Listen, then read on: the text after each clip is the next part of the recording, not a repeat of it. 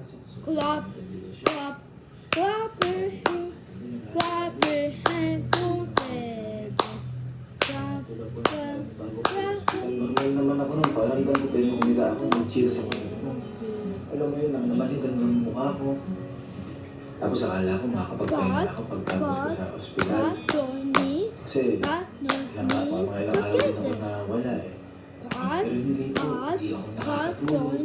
Hindi po ako nakakakain. Pero buti na lang, dito ang aking nurse.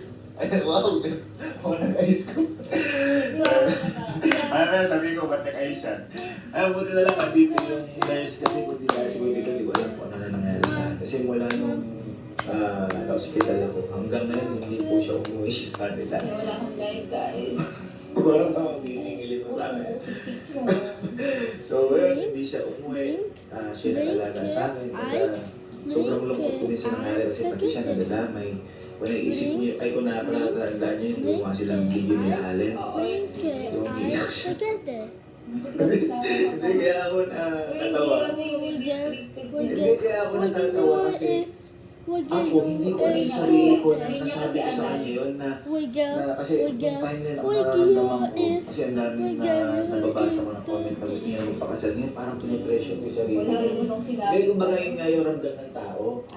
So nagpapalipin sa sarili ko sa wala yung mga kasi hindi ako, hindi tawan, parang gano'n. So siya naman, nasaktan, kaya gano'n na.